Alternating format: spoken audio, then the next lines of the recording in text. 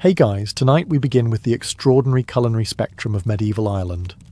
A land where one man's dinner was boiled oats, and the other's was roast swan stuffed with almond cream and social hierarchy. So before you get comfortable, take a moment to like the video and subscribe, but only if you genuinely enjoy what I do here. And let me know in the comments where you're tuning in from and what time it is for you. It's always fascinating to see who's joining us from around the world. Now, dim the lights, maybe turn on a fan for that soft background hum, and let's ease into tonight's journey together. So you wake up in a damp one-room hut made of wattle and daub. The roof leaks when it rains, which is always, and the air smells faintly of livestock and despair. It's breakfast time, if you're lucky. If not, it's still breakfast time, just with a more existential twist. Your options? Oats, sometimes barley, always boiled. Occasionally, if the gods are smiling and the cow didn't die last winter, you might stir in a splash of milk or a pat of butter. But mostly, it's gruel, a kind of edible beige paste with the consistency of baby food and the excitement of a tax form. Medieval Irish porridge wasn't served in cute ceramic bowls with berry garnishes. It came in wooden troughs, shared communally. This was efficient, and also a great way to get extremely familiar with your cousin's dental hygiene, or lack thereof. Salt was added, when available, which was about as often as sunlight. Sugar hadn't arrived in Ireland yet, and honey was rare and usually reserved for people who owned things like land, weapons, or functioning shoes. So flavour-wise, the goal was not painful. Now let's talk texture. This wasn't the creamy oatmeal of modern breakfast cafes. This was somewhere between mortar and medieval regret. If you dropped your bowl, it could crack the floor, or bounce, depending on how long it had been sitting. And yet, people survived on it, because they had to. Oats grew well in Ireland's damp climate, didn't need fancy tools and could be stored without much fuss. For peasants, porridge was the cornerstone of life, literally. They probably used leftover porridge as building material. Interestingly, porridge wasn't just a food, it could be weaponized. A particularly bad batch might be hurled at invading Normans or used to plug gaps in a leaking roof. Versatility was key in the 9th century. After a soul-crushing bowl of porridge, what's next on the menu? Bread. Not the fluffy, crusty kind that comes in linen baskets at French cafes. No, we're talking flatbread. Earthy, dense, mildly chewy, and just rustic enough to remind you that civilization is optional. Irish flatbread was the people's carb. Made from whatever grain was on hand, oats, barley, sometimes wheat if you were posh, and usually baked over a stone or griddle. It was Stone Age chic meets early medieval budget constraints. The dough had 2 ingredients, flour and water. Optional luxury items included salt, butter, or a slight sense of optimism. You kneaded it by hand, shaped it into rounds, and slapped it onto a flagstone by the hearth, or onto a griddle pan called a lozat, heated by a fire that, for legal reasons, we'll pretend didn't fill the house with smoke and ash. And if you're wondering, did they have ovens? Technically, yes. Clay beehive ovens existed in some settlements, but for the average peasant, baking was more of a performance art involving hot rocks, turf fires, and the occasional accidental toe scorching. Flatbread was versatile. You could eat it plain. You could tear it up and dunk it in broth. You could use it to scoop food, wrap cheese, or silence a complaining child. It was a plate, a utensil, and a mild choking hazard, all in one. But let's not romanticize it too much. These were not puffy naan or pita breads. These were survival slabs. Leftover bread was dried and rehydrated as needed, or fed to pigs. Sometimes it was so hard, you could sharpen it and use it as a tool. That's probably not historically accurate, but honestly it feels spiritually true. Of course, in noble households, bread went up market. Wheat became more common, and sometimes they even sieved the flour, a radical act of refinement. But even kings didn't have sourdough starters bubbling on the window ledge. That trend wouldn't arrive for several centuries, along with the collective panic over how to keep them alive. In the end, Irish flatbread was the edible equivalent of a dependable friend, sturdy, honest, a little coarse, and always there when you needed it, unless the cows had eaten the flour again. If porridge was the foundation of the Irish medieval diet, dairy was the cement holding the entire operation together.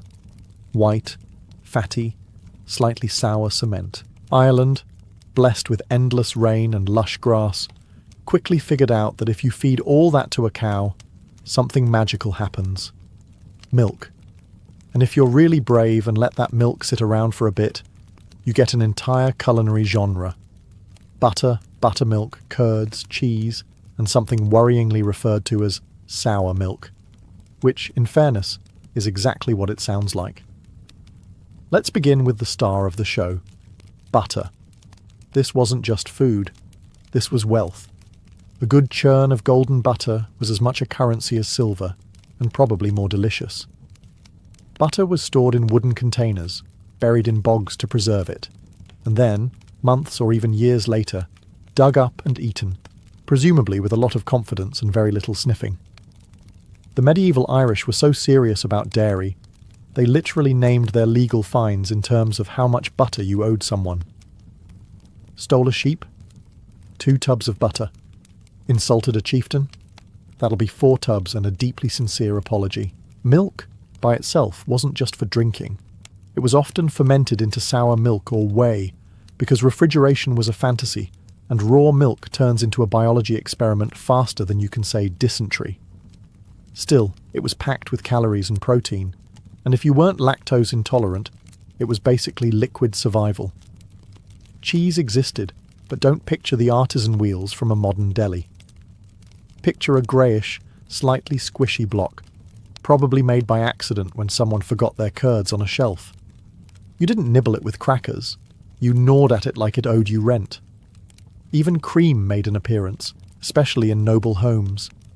It could be poured over berries, dolloped onto bread, or hoarded jealously by monks who knew that nothing said piety like full-fat dairy indulgence. Dairy was available across the classes, though naturally, wealth meant more cows, and more cows meant more dairy. So while peasants scraped bowls of buttermilk, nobles floated their bread in cream like they were bathing in culinary superiority. In medieval Ireland, you weren't just what you ate, you were what you milked. Water, essential for life, and in medieval Ireland, also essential for getting violently ill. Hence, the unofficial nationwide programme of just not drinking it unless you were really desperate, or possessed the constitution of a particularly reckless goat. The average peasant didn't have access to what modern people call safe drinking water. Their local stream doubled as a drinking source, a laundry spot, and occasionally a livestock toilet. The only thing it didn't do was apologise. And while boiling could kill pathogens, firewood wasn't free, and effort was a limited resource. So most people skipped the purification step and moved straight to anything else. Enter milk, buttermilk, whey, and the all-time favourite, ale. Yes, even children drank it. No, not because they had terrible parents, but because slightly fermented grain juice was safer than trusting the puddle near your pigsty. This ale wasn't the kind of drink that turns you into an amateur bard after 2 pints. It was weak, low in alcohol, and drunk by the bucket. It was liquid bread, without the bread part. Peasants brewed it in small batches with barley, water, and sheer necessity. Nobles had it brewed in vast quantities, with added herbs or honey if they felt fancy, or just bored. Whey, the sour byproduct of cheese making, was also popular. A kind of proto-energy drink, minus the branding and FDA approval. It was cloudy, acidic, and perfect for staying hydrated while contemplating the futility of medieval life. Even mead made appearances, honey wine for the upper classes, because nothing says, "I'm better than you," like sipping your hydration from a goblet while the peasants drink tangy cheese water out of a gourd. To be clear, people did drink water, just carefully, from running springs, preferably up mountain from the nearest cow, and only if no one saw you doing it, lest they assume you'd given up on life entirely. And so, what started as a survival strategy became a cultural habit. Don't drink the water. Ever. An idea so strong, it would echo into modern tourist advice for centuries to come.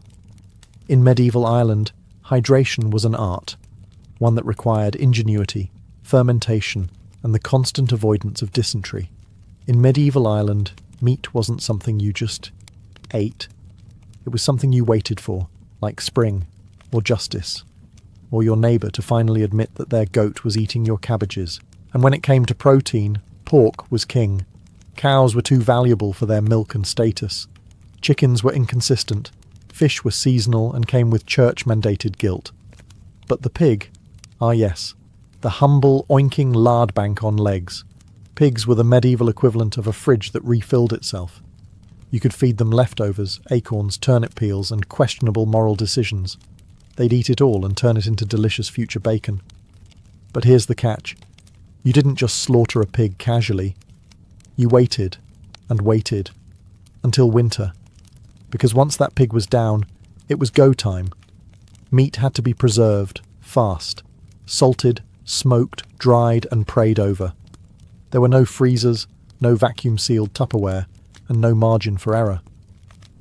That pig had to feed a household for weeks, or months, if rationed correctly, and you didn't have too many freeloading cousins. The lucky bits, belly, ham, jowls, were smoked. The unlucky bits, feet, ears, kidneys, snout, were boiled or shoved into blood puddings and sausages, lovingly known as everything but the squeal. Waste not, want not. Especially when your only alternative protein was lentils and you didn't grow lentils. Bacon fat was saved for cooking, oiling pans, waterproofing boots, and occasionally styling your hair if you were very brave and very single. Now, noble households had more consistent meat access. They had forests for wild game, servants to pluck poultry, and entire smokehouses filled with salted pork slabs. Meanwhile, peasants stared at the pig all summer like it was a living ham, waiting for the day they could transform it from pet to pantry. It's worth noting that livestock theft was a serious crime in medieval Ireland. Steal a pig, and you weren't just committing a crime. You were stealing months of planned protein, future stews, and entire winter meal schedules. That's basically medieval terrorism. In short, when the pig finally died, it was a culinary festival, a logistical operation, and a meat-fueled emotional roller coaster. And yes, the neighbours could smell it. And yes, they were jealous. In the medieval Irish diet, vegetables weren't trendy. They didn't come spiralised, roasted with paprika, or stacked in colourful Instagram bowls. No, vegetables were mandatory, in the same way gravity and taxes are, unavoidable, occasionally unpleasant, and no one really wants to talk about them over dinner. Now, before you picture overflowing farmers' markets with heirloom tomatoes and smug kale, remember, this was Ireland, in the Middle Ages. You grew what didn't die. That meant cabbage, onions, leeks, turnips, and if you were feeling adventurous, wild garlic or something that may or may not have been poisonous. The local rule of thumb: if it kills the goat, don't eat it. Cabbage was practically a national identity. It was boiled, stewed, or boiled again, until it achieved the consistency of wet cloth and the smell of surrender. But it filled stomachs and grew easily in soggy soil, which made it a favourite among peasants and anyone who valued survival over flavour. Leeks and onions were the medieval Irish aromatics. Not that they were used to build complex flavour profiles. No, they were just cheap, pungent, and available, which made them ideal soup fillers and enemy repellents. And then there were the root vegetables, namely turnips and parsnips, also known as potatoes before potatoes. These humble roots were roasted, mashed, boiled, or left in a corner until someone remembered to eat them. They weren't exciting, but they were reliable, like that cousin who shows up to every wedding but never says anything. Interestingly, vegetables were eaten across classes. Even kings gnawed on leeks, albeit more politely and possibly with wine. Monastic gardens were full of leafy greens, grown by men who had taken vows of poverty and presumably anti-seasoning. Still, vegetables came with danger. Without refrigeration, improper storage could lead to spoilage, rot, and unexpected bowel pilgrimages. Peasants learned quickly to cook everything within an inch of its life, not to enhance the flavour, but to murder the microbes. So no, vegetables weren't optional. They were the bulk, the ballast, the roughage that stood between you and starvation. And while no one carved a turnip to celebrate a feast, it was always there. Stoic, damp, judging you from the stew pot. Today, foraging is something hipsters do on Instagram with baskets and hashtags. In medieval Ireland, it was what you did when your garden failed, your pig was still alive, and you had too much pride to steal from your neighbour. Foraging wasn't cute. It was a full-time gamble. Part botany, part desperation, part praying you didn't just feed your family something mildly hallucinogenic. People roamed hedgerows and woodlands with the blank-eyed intensity of someone trying to find both dinner and purpose. Top on the edible list, berries. Bilberries, elderberries, blackberries. All sweet, all seasonal, and all fiercely contested by wildlife, other peasants, and that one smug monk who always knew the good spots.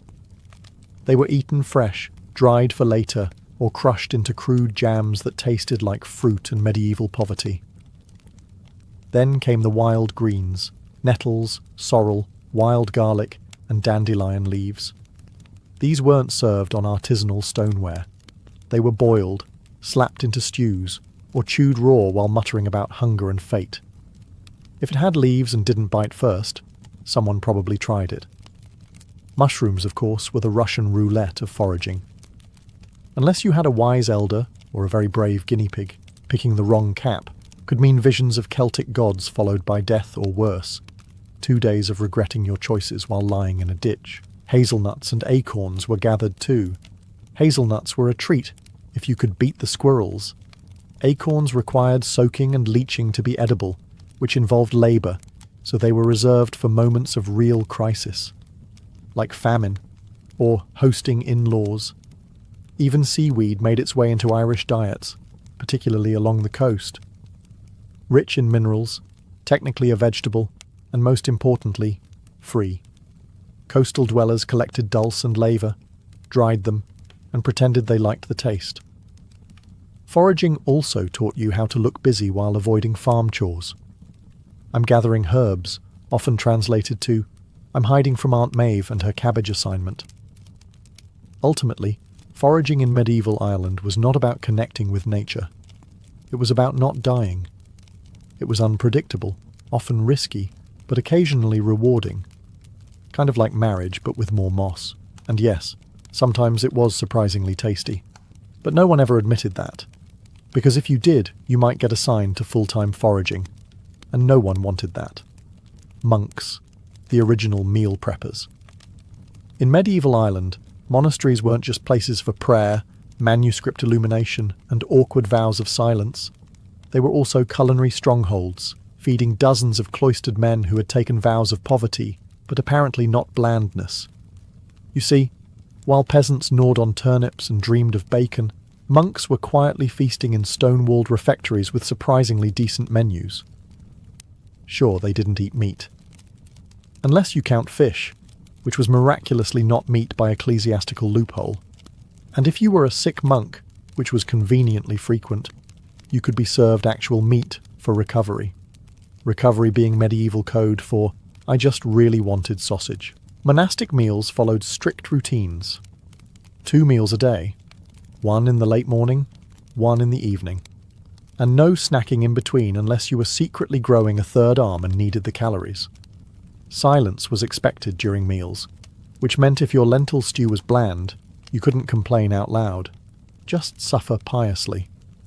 The food? Better than you'd think. They had breads, often made from better grain than the peasants ever saw. They had vegetables, from carefully tended monastery gardens. They had cheese, butter, whey, ale, and honey, all made on site with monkish dedication and probably some low-level existential dread. Fish, both fresh and salted, made frequent appearances. Herring, trout, eel, and yes, even beaver. Because in a stroke of theological brilliance, beavers were considered fish due to their watery habits. Bless the monk who argued that one into canon. Fasting days? Oh, plenty of them. But medieval fasting didn't mean starvation. It meant creative menu adjustments, swapping pork for eel and calling it a spiritual triumph. Some monasteries even made luxurious fast-day stews, rich in butter and greens, because God might be watching. But he hadn't issued a spice ban. Monks also practiced hospitality. Travellers, pilgrims, and freeloading noble cousins often got a seat at the table, proving that generosity and grudging tolerance were both divine virtues. In short, monastic meals were hearty, disciplined, and a little sneaky. The monks may have been celibate and silent, but they weren't about to suffer bad food. After all, if you're giving up women, music, and personal freedom, the turnip soup better slap. If you were a noble in medieval Ireland, your life was essentially one long waiting period between banquets, occasionally interrupted by skirmishes, political marriages, and mild inbreeding. When it came to food, the nobility didn't mess around. Their meals were designed to impress, intimidate, and if possible, outshine the rival clan next door. Because what's the point of land ownership if your roasted boar isn't bigger than theirs? Let's start with the meat, because no noble feast began with a nice salad. We're talking venison, wild boar, pheasant, and beef, often roasted whole and presented like offerings to the gods of cholesterol. Venison was the jewel in the crown, not just for its flavour, but because hunting it required land, leisure, and at least 2 sycophantic relatives to chase it into a trap. There were stews, of course, because you can't serve roasted swan every day without causing a diplomatic incident with the lake spirits. Stews were where nobles tossed everything else: rabbit, onions, herbs, and enough spices to bankrupt a peasant. Cinnamon, cloves, imported pepper. Yes, because nothing says local warlord like aggressively seasoned goat. Bread came in varieties. Nobles got fine wheat bread, while the peasants were still gnawing on oatcakes resembling medieval floor tiles. These loaves were baked in ovens, an actual oven, not a hot rock, which by medieval standards was basically a Michelin star. And let's not forget the butter and cheese. Irish butter was famous, even then. So good, in fact, that some chieftains buried it in bogs to age it, and hopefully not forget where they put it. Cheese was eaten fresh or aged until it could legally be classified as a weapon. Booze, naturally, ale, mead, and wine, imported for status, not flavour, flowed freely. The line between feast and drunken poetry competition was dangerously thin. The nobles also dabbled in desserts, mostly honey cakes, spiced fruit concoctions, and dairy-heavy sweet treats that required more cows than a monastery during Lent. In short, noble feasts were where diplomacy, gluttony, and light flexing met. They were less about nutrition, and more about making sure your enemy saw you bite into a swan leg with deliberate, unbroken eye contact. Before sugar elbowed its way into every medieval pastry like a high-maintenance guest at a feast, there was honey, golden, sticky, slightly bee-adjacent, and the undisputed ruler of medieval Irish sweetness. If you lived in early medieval Ireland and craved something sweet, your options were exactly 2: honey, and finding a berry bush and pretending you liked the sour ones.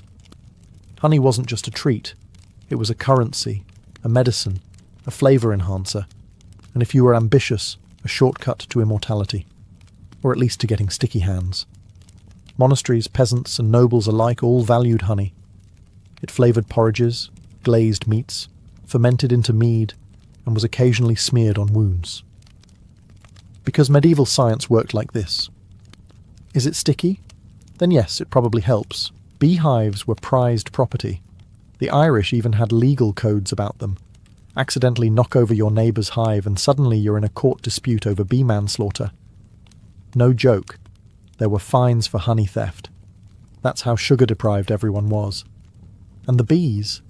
Medieval Ireland treated them like royalty. They had laws protecting them, poems praising them, and monks who'd spend hours documenting their behaviour, which might have just been a clever excuse to avoid scrubbing latrines. In the kitchen, honey went everywhere. It turned gruel into a dessert and made old bread feel like a gift from the gods. It was drizzled on cheese, stirred into oatcakes, and mixed with herbs for sauces that made turnips slightly less bleak. Then there was mead, the original, oops, I fermented honey and now I'm tipsy drink. Mead was consumed by everyone from warrior poets to sulking monks on festival days. It was a drink of celebration, ritual and occasional brawls. Even kings were obsessed. Some early Irish rulers demanded beekeeping as part of tribute. If you couldn't send men to war, at least send a few jars of the good stuff to keep the High King's desserts buzzing.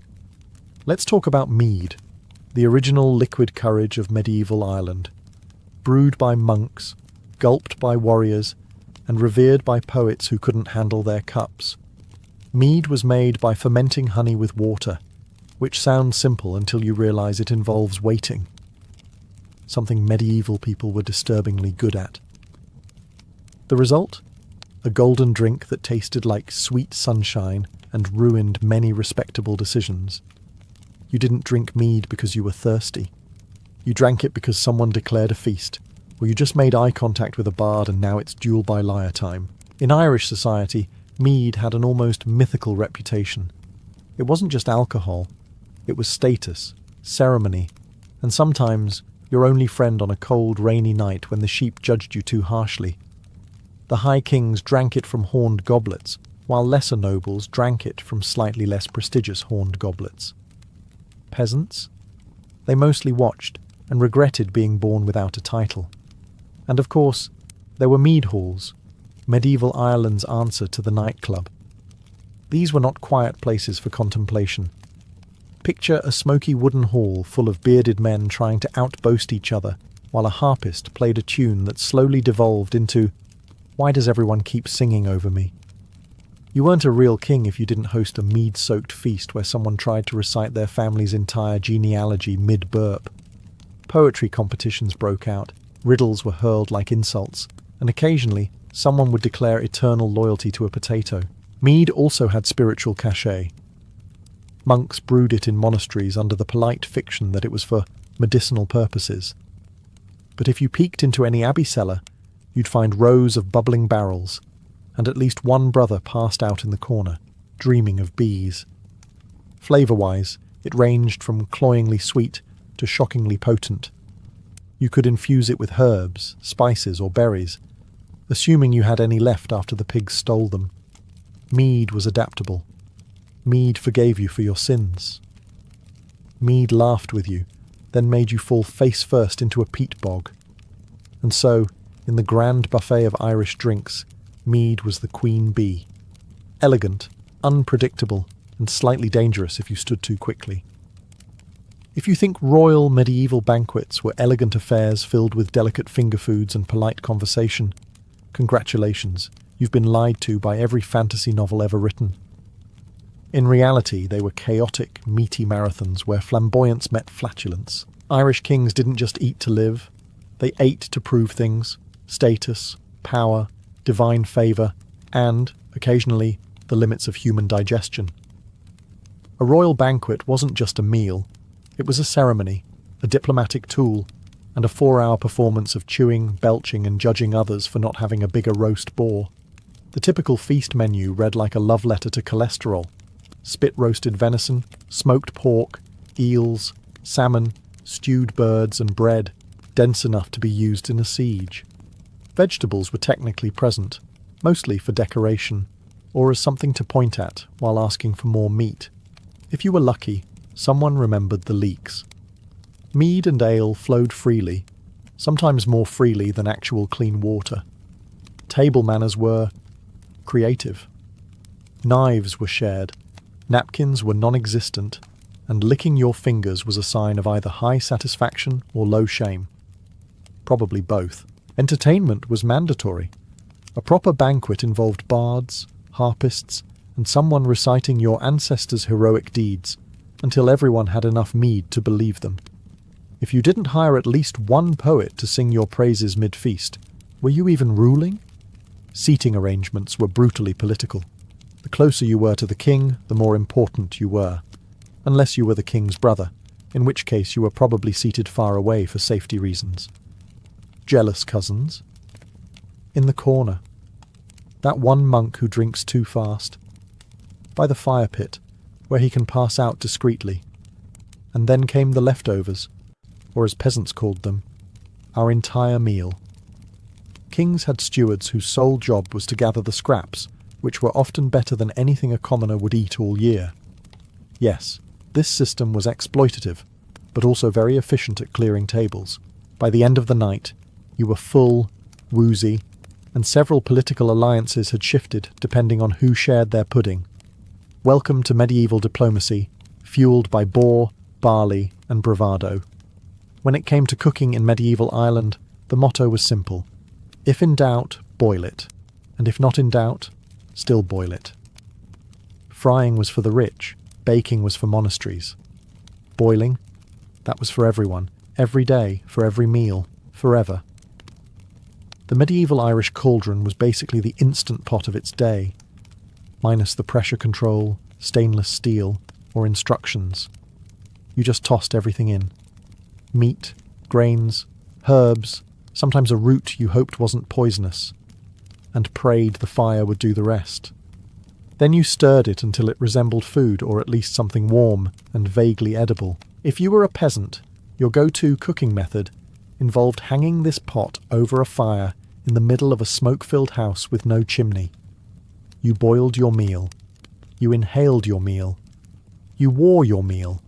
Multi-sensory cuisine, as modern chefs might say. Stews were the king of the kitchen. You could stretch a little meat across many mouths, or none, if the meat had mysteriously disappeared in the night, probably into your cousin's stew pot next door. Oats, barley, cabbage, wild herbs, all took a turn in the pot. If you were fancy, you added leeks. If you were cursed, someone threw in nettle and told you it was medicinal. Roasting was reserved for the nobility or people who had enough firewood and meat to show off. And yes, roasting a full animal did impress the neighbours, almost as much as not burning your thatched roof down in the process. Some cooking involved hot stones, a prehistoric method that somehow lingered for centuries because boiling wasn't quite exciting enough. You'd heat stones in the fire and drop them into a pit of water until it boiled. Then you'd toss in your food and realise you just invented the world's first hot tub soup. Baking was rare and required an oven, so guess what? Monasteries hoarded that technology. They produced dense breads that doubled as dinner and doorstops. Peasants made griddle cakes on flat stones and called it bread. Desperate times, desperate carbs. So yes, medieval Irish cooking had its limitations, but it also had a certain genius. One pot, one fire, one goal. Don't die. If you thought medieval Ireland was just a chaotic mix of clans, cattle raids, and people boiling everything that moved, you'd be mostly correct.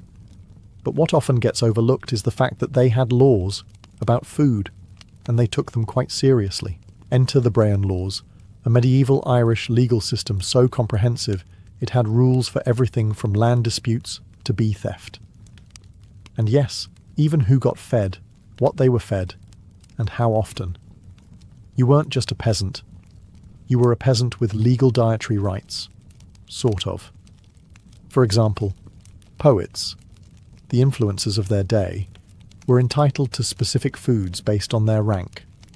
A top-tier poet, called an ollum, could legally demand a seat at the chieftain's table and feast on pork, ale, and bread until his verses rhymed again. Meanwhile, a lowly beginner bard might just get porridge and a raised eyebrow. Hospitallers, or briúg, had an even stranger burden. They were legally required to keep their homes stocked with food at all times, just in case travellers, vagrants, or cousins, twice removed, showed up. It wasn't just hospitality. It was legally mandated overfeeding. Even cattle were tied into food law. If someone stole your cow, which was basically your fridge on legs, there were precise compensation rates. Not just give it back, but give back the cow, the calf, a meal, and possibly an apology verse in bad old Irish. There were laws about fasting too. If a person wanted to protest mistreatment, they could sit and fast in front of the offender's house. The idea was that the social shame of letting someone starve on your doorstep would make you settle the dispute. Today, we call that silent treatment. Back then it was state-sanctioned guilt-tripping. but perhaps the most charming law? A beekeeper had to share every third jar of honey with his neighbours, because apparently bee zoning disputes were a thing. If your bees wandered onto someone else's flowers, you owed them a slice of the honey pie. Literally. If you thought the medieval Irish table died out with the last bard and the final boiled oat, think again. The spirit of that table, equal parts hunger, hospitality, and stubborn practicality, still simmers in the Irish kitchen today. It's just traded the open hearth for an electric hob and swapped pig's blood for black pudding with a side of denial. For one, the Irish obsession with bread didn't end with oatcakes and griddle stones. Enter soda bread, the spiritual descendant of whatever flour you can find and hope it rises. It's dense, it's crumbly, it's been known to cause dental flashbacks. But it's ours, and you'll eat it even if you have to butter it into submission. Then there's the potato, often mistaken as the original Irish food group. Ironically, it didn't even arrive until the 16th century, but it was adopted with such desperate enthusiasm you'd think St. Patrick planted it himself. It filled the role left by barley, turnips, and boiled anything. And while it later became a national tragedy, it also became a national identity. Mash it, fry it, bake it, just never disrespect it. Hospitality, too, remains stubbornly alive. The medieval requirement to feed your guests, still very much law, only now enforced by your nan with tea, scones, and thinly veiled guilt. Refusing seconds, treason, thirds, expected. Irish dairy, once a sign of wealth and political clout, is now quietly responsible for half the world's butter consumption and the other half's cholesterol. The same land that gave us fermented mare's milk now gives us Kerrygold. Progress. Even food laws haven't quite vanished. Modern Ireland may not fine you for bee mismanagement anymore, but try leaving your neighbour's dinner invitation unanswered and see what happens to your reputation at the parish bake sale. In the end, the legacy of the Irish table isn't just in recipes. It's in resilience, resourcefulness, and relentless feeding. Medieval Ireland made cuisine out of chaos, hospitality out of obligation, and flavour out of, well, not always. But they tried. So next time you slice soda bread, stir stew, or burn a pancake while trying to channel your inner monk, remember, you're not just cooking. You're participating in a 1,000-year-old legal, cultural, and culinary survival strategy. When most people think of Vikings, they picture horned helmet raiders storming monasteries and villages, swords flashing in the dawn. But that's only part of the story. Beneath the ferocity was something far more calculated, a trading empire that stretched across continents. The Vikings were not only warriors, they were merchants, navigators, and cultural connectors who transformed Europe through commerce. From the rocky coastlines of Norway, Sweden, and Denmark, Viking longships carried goods that few others could source. Think of pelts from the cold northern forests, luxurious furs of fox, sable, and beaver that became the winter armour of European nobility. Walrus ivory, carved from Arctic tusks, was prized in workshops from England to Constantinople, used to make chess pieces, crucifixes, and intricate ornaments.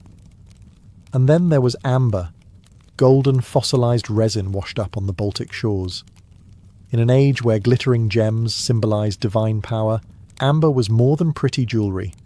It was believed to hold magical properties, making it one of the Vikings' most marketable treasures. What made these goods so valuable was rarity. Kings and bishops in distant lands didn't have access to the deep forests of Scandinavia or the ice-crusted seas of the north. The Vikings became middlemen, supplying the luxuries that fueled status and authority. Their ships weren't always loaded with plunder, but with carefully stacked cargo, protected as fiercely as gold. To make these trades possible, the Vikings had to become diplomats as much as fighters. They struck agreements with foreign rulers, negotiated tolls to pass through rivers, and even married into foreign families to secure alliances. Where brute force opened doors, diplomacy kept them open. This was the other side of the Viking world, a network of markets and fairs where Norse merchants haggled, exchanged, and learned. Their commercial routes linked them not just to nearby neighbours, but to the beating economic heart of medieval Eurasia. For the Vikings, trade wasn't simply survival, it was power. Every amber bead and ivory carving transported across Europe became a silent testament that these barbarians were also master traders. By the time Viking merchants set their sights beyond the Baltic, they weren't just carrying goods, they were carrying influence. If Scandinavia was the starting point, the Baltic Sea was the launch pad. This inland sea, ringed by forests, icy rivers, and fertile shores, became the Vikings' first great marketplace.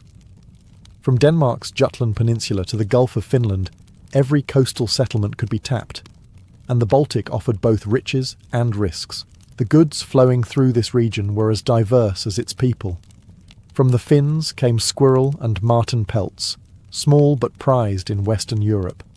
From the Slavic tribes came wax and honey, commodities essential for candles and mead. Timber, salt, and iron ore also crossed the waters, making the Baltic not just a hub for luxuries, but also for the practical resources that fueled medieval economies. The Vikings didn't just buy and sell these goods, they taxed, controlled, and sometimes outright seized them, inserting themselves as gatekeepers of the trade. Amber, however, remained the jewel of the Baltic. Known since Roman times as the gold of the north, it was collected along the shores of modern-day Poland and Lithuania. Merchants carried it in sacks across stormy seas, and Viking markets displayed it in beads, amulets, and ornaments. For warriors and nobles across Europe, amber wasn't only decorative, it was believed to ward off evil and cure illness. This aura of mysticism made it an item almost as valuable as silver. To secure these networks, the Vikings built fortified trading posts at key locations.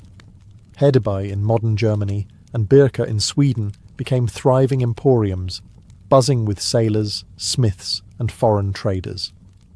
Archaeology has revealed streets lined with workshops, docks packed with longships, and warehouses bursting with imported goods. At these crossroads, Norsemen rubbed shoulders with Saxons, Slavs, and even Arabs, turning what might seem like remote northern waters into one of the busiest highways of the Middle Ages. But the Baltic wasn't always calm. Piracy was rampant, and rival tribes challenged Viking dominance. The same warriors who traded could, on another day, raid. This dual identity, merchant and marauder, was what made the Vikings so adaptable. They could offer peaceful trade to one community while burning another to the ground.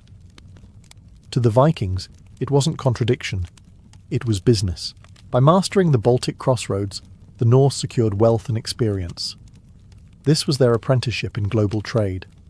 From here, the rivers of Eastern Europe beckoned, and beyond them lay the riches of Byzantium and the Caliphate, worlds waiting for Viking sails to appear on the horizon. Once the Vikings had mastered the Baltic, they turned their attention inland, following the veins of water that cut through Eastern Europe. The great rivers, Neva, Volkhov, Dnieper, and Volga, were not just waterways, they were highways into new markets. Long ships, designed with shallow keels, could slip from sea into river and glide deep into the continent, linking the icy Baltic to the Black and Caspian seas. This opened a corridor into the lands that would one day become Russia and Ukraine. The Norsemen who ventured here became known as the Varangians, a name that carried both fear and respect. They founded trading settlements that doubled as fortresses, most famously Novgorod and later Kiev. These outposts weren't just camps. They were the nuclei of entire political entities, where Norse rulers, known as the Rus, blended with local Slavic populations. From these bases, Viking merchants funneled goods southward and funneled wealth back north. What exactly moved along these rivers? From the north came furs and amber, staples of the Viking economy. From the forests and fields of the Slavs came honey, wax, and grain. But the most controversial cargo was human. Slaves, captured in raids or taken as tribute, were shipped in chains downriver, destined for markets in Byzantium or the Islamic world. For the Vikings, slave trading wasn't an accident of war. It was a structured, profitable enterprise that underpinned their eastern ventures. These routes were dangerous. Rapids along the Dnieper forced merchants to haul ships overland, dragging them across rocky ground while keeping watch for ambushes.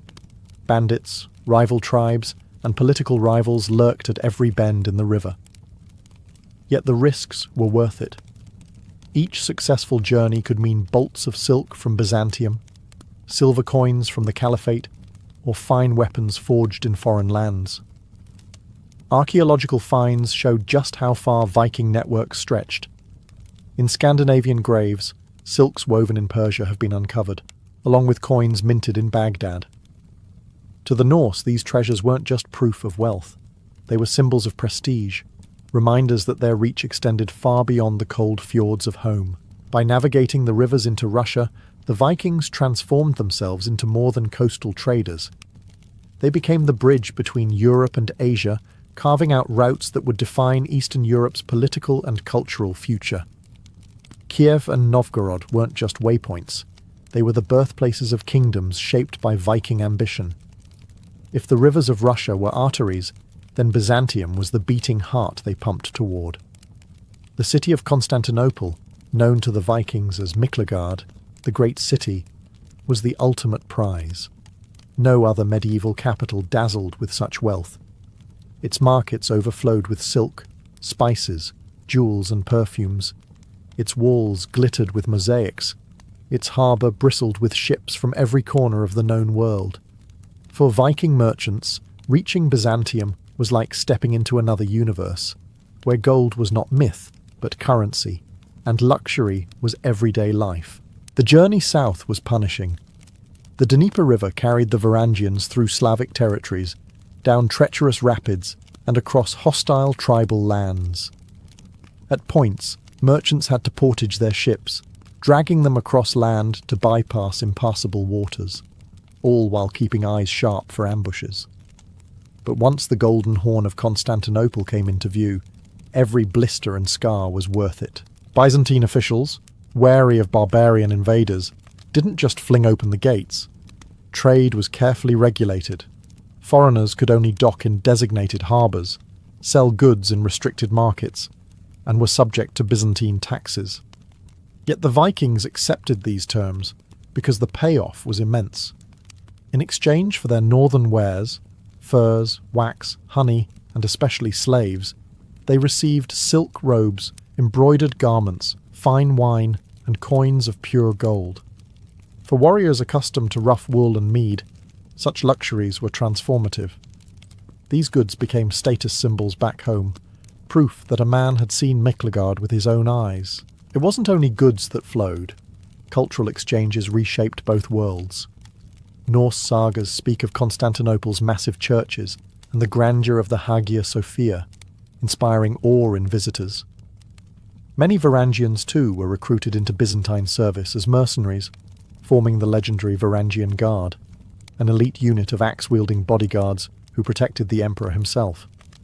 Serving in Byzantium meant silver-filled purses, but it also meant honour and prestige upon returning north. The road to Byzantium symbolised more than commerce. It was the Vikings' entrance into global politics. Through trade and service, they became entwined with one of the most sophisticated empires of the medieval world, and every bolt of silk carried home, every Byzantine coin buried in a Scandinavian hoard, whispered of a truth. The Vikings were not isolated raiders on Europe's fringes. They were international players in the drama of medieval trade. While Byzantium dazzled with silk and gold, another world beckoned further east, the Islamic Caliphate. From Baghdad to Samarkand, the Muslim world pulsed with wealth, culture, and trade networks that stretched from India to North Africa. For Viking merchants, reaching this sphere meant access to the one thing they craved above all else: silver. Silver wasn't just a luxury, it was the lifeblood of Viking commerce. In Scandinavia, coins weren't used in the same way as in the markets of Baghdad or Cordoba. Instead, silver was weighed, cut, and hoarded.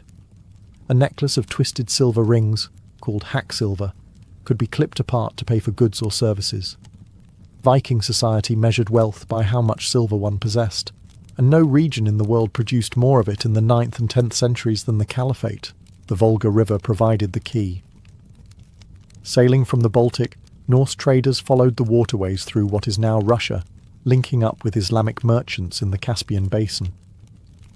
In exchange for northern furs, honey, and grimly slaves, the Vikings received dirhams, silver coins minted in cities like Baghdad and Samarra.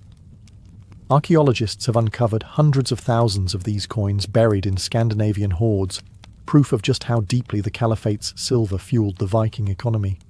Some hoards even contain coins altered into jewellery, their Arabic inscriptions still visible centuries later. These journeys weren't simple trading missions.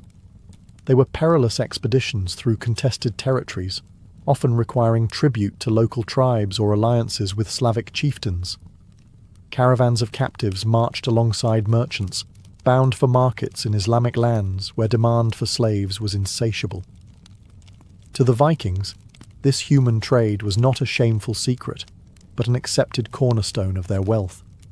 Yet the Caliphate offered more than coins. Textiles, spices, glassware, and advanced craftsmanship also found their way north. A Viking chieftain's hall could feature silk cushions woven in Persia or glassware blown in the Levant. These objects were more than ornaments. They were statements of prestige, markers of a connection to distant, sophisticated civilizations. Silver from the Caliphate poured into Viking hands, transforming their society. It funded expeditions, built alliances, and allowed ambitious leaders to reward their followers with glittering wealth. Without this eastern river of silver, the Viking Age might have been far shorter. The flow of dirhams tied the fate of northern Europe to the distant courts of Baghdad, weaving the Norse into a global economy they could never have imagined when they first set sail. Trade routes alone weren't enough to sustain Viking wealth. Goods needed hubs, places where merchants could gather, haggle and store cargo before setting sail again. From Scandinavia to Eastern Europe, the Vikings established a network of bustling trading towns, each one a mix of marketplace, fortress, and cultural crossroads. Take Hedeby, located near modern-day Schleswig in northern Germany. This settlement sat at the perfect choke point between the North Sea and the Baltic, allowing the Vikings to control overland portages and sea lanes alike. Archaeological excavations reveal streets lined with workshops, blacksmiths hammering iron, jewelers working amber, and traders dealing in everything from livestock to silk. Hedeby wasn't just a Viking town. It was a global bazaar where Franks, Saxons, and Slavs rubbed shoulders with Norsemen. Further east, Birka in Sweden played a similar role. Strategically placed on Lake Mälaren, it became a gateway for furs and amber moving south. Excavations at Birka have uncovered Arabic coins, Byzantine silks, and weapons forged far from Scandinavia, evidence that this remote town was plugged into the wider world. Birka also served as a testing ground for early urban life in Scandinavia. Wooden streets, warehouses, and trading docks gave Vikings their first taste of city life, long before the rise of medieval towns like Stockholm or Oslo. In Eastern Europe, towns such as Novgorod and Kiev grew from trading posts into political power centres. Originally fortified camps, they expanded into thriving cities, mixing Norse, Slavic, and Byzantine influences. Kiev especially became the linchpin of the Dnieper trade, controlling the flow of goods and tribute down to Constantinople. These markets were not static. They were engines of transformation, turning Viking raiders into rulers and traders into princes. Life in these towns revolved around more than trade. Markets drew entertainers, craftsmen, and even missionaries. Hedeby and Birka both show evidence of Christian influence arriving via merchants, centuries before conversion swept Scandinavia. A Viking market wasn't just about coins changing hands. It was where cultures collided, where stories of distant lands were told, and where a peasant might glimpse luxuries otherwise reserved for kings. These trading towns were vital stepping stones in the Viking commercial empire. Without them, long-distance routes would have crumbled under their own weight. They provided stability, warehouses for goods, and a sense of permanence in a world often defined by movement. For the Vikings, markets weren't just places of business. They were symbols of power, prestige, and the growing sophistication of Norse society. Behind the glitter of silver and silk, one commodity fueled Viking trade more than any other: human beings. The Norse called them thralls, and they were captured in raids, bought from neighbouring tribes, or taken as tribute. While modern eyes see this as one of the darkest aspects of Viking commerce, in the medieval world it was brutally normal and immensely profitable. From the earliest raids on Anglo-Saxon England to campaigns deep into Slavic lands, Viking longships often returned not just with gold or livestock, but with men, women and children bound in chains. These captives were forced into two fates. Some remained in Scandinavia as household servants, field labourers or concubines. Others were transported along the great rivers and seas, destined for markets in Byzantium and the Islamic Caliphate, where demand for slaves was relentless. The mechanics of this trade were stark. A raid might devastate a village, after which survivors were rounded up and marched to the nearest Viking market town. From Hedeby to Kiev, traders organised sales where thralls were exchanged for silver, weapons, or foreign luxuries. Archaeological evidence from Dublin, a Viking-founded city, suggests it became one of the largest slave markets in Europe, its streets echoing with the cries of captives awaiting shipment abroad. In the east, slaves were among the most valuable exports. Byzantine aristocrats employed them as servants and soldiers, while in the Caliphate, slaves filled roles from domestic workers to harem attendants, and even soldiers in elite guard units. For Viking merchants, the human trade was a steady and lucrative source of wealth, far more reliable than sporadic raids or seasonal fur hunts. Yet this trade wasn't without impact at home. The influx of slaves allowed Viking chieftains to expand their estates, increasing agricultural production and consolidating their power. A wealthy household might include dozens of thralls, their labour freeing freeborn men for warfare or trade. Over time, this reliance on unfree labour shaped Scandinavian society itself, creating stark divisions between the wealthy elite and those bound in servitude. The slave trade reveals the duality of the Vikings, adventurous explorers and ruthless profiteers. While their sagas celebrate voyages and battles, the silent backbone of their economy was this grim commerce. Silver hoards buried in Scandinavian soil, Byzantine silks draped over chieftains' shoulders. Many were purchased at the cost of human freedom. For the Vikings, the slave trade was not an unfortunate byproduct of conquest. It was business as usual, and it tied their world to a global system where people, tragically, were currency. Every trade route is more than the movement of goods. It is the movement of ideas, languages, and traditions.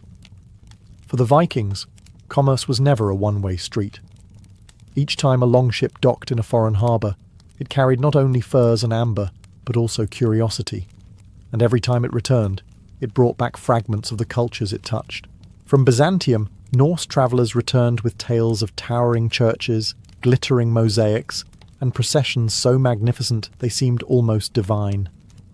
Some brought home crosses and icons, the first seeds of Christianity that would eventually take root in Scandinavia. Others carried back new shipbuilding techniques or architectural styles, weaving foreign craftsmanship into local traditions. Archaeologists have found silk garments in Viking graves, worn alongside traditional wool tunics, symbols of both status and the blending of worlds. The Caliphate too left its mark. Arabic coins not only enriched Viking hoards, but also carried inscriptions that fascinated the Norse. Some were bent into pendants, worn as amulets, suggesting that the spiritual weight of Islam's calligraphy resonated even among those who did not understand it. Glassware, spices, and fine steel entered Viking households, broadening their diets and reshaping their sense of luxury. Cultural exchange worked both ways. Viking traders and mercenaries introduced Scandinavia's rugged artistry abroad. Norse jewellery and weapon designs travelled far, influencing the decorative motifs of Eastern Europe. In Constantinople, the Varangian Guard's reputation for loyalty and ferocity spread Viking identity deep into Byzantine culture. To see a towering blonde axe-wielder guarding the emperor became a symbol of both security and barbarian mystique. Even language bore the marks of these encounters. Loanwords filtered into Old Norse, reflecting new goods and ideas. Likewise, Slavic and Greek dialects absorbed hints of Viking speech. These exchanges stitched together distant communities into a shared fabric of medieval connectivity. Back home, these influences reshaped Norse society. Viking chieftains displayed foreign luxuries as symbols of authority. Rituals, clothing, and even burial customs evolved, reflecting contact with far-off civilizations. A Viking grave in Sweden might hold both a traditional sword and a silk shroud woven in the east. A fusion of identities that told the story of a world far bigger than Scandinavia's fjords. In the end, trade was more than survival, it was transformation. The Viking Age was as much about the sharing of cultures as it was about raiding and sailing. The Norse didn't just plunder the world, they became part of it, absorbing its wealth, its wisdom, and its ways. When the Viking Age gradually waned in the 11th century, longships still cut across seas, but the Norse world was changing. Kings consolidated power, Christianity spread across Scandinavia, and raiding gave way to kingdoms and states. Yet the legacy of Viking trade did not disappear. It endured in the wealth, cities, and cultural links they had created. The silver hoards buried across Sweden and Denmark stand as silent monuments to this legacy. Tens of thousands of Islamic dirhams and Byzantine coins lie beneath the soil, evidence that Scandinavia was once plugged into global economies, stretching from Baghdad to Constantinople. These coins funded the rise of powerful chieftains and later monarchs, providing the material base for the first centralized kingdoms of the north. Without the rivers of silver from the east, the emergence of medieval Denmark, Norway, and Sweden might have been delayed by centuries. Cities like Dublin, Novgorod, and Kiev also testify to the endurance of Viking trade. Founded as little more than fortified camps or markets, they blossomed into urban centres that outlived the Viking Age itself. Kiev grew into the heart of Kievan Rus, a polity that would shape the future of Russia and Ukraine. Dublin remained a thriving port city long after Viking rule faded, its streets echoing with the multicultural heritage left by Norse traders. The transformation from raiding bands to town builders was perhaps the most profound mark the Vikings left on Europe. The cultural legacy was equally strong.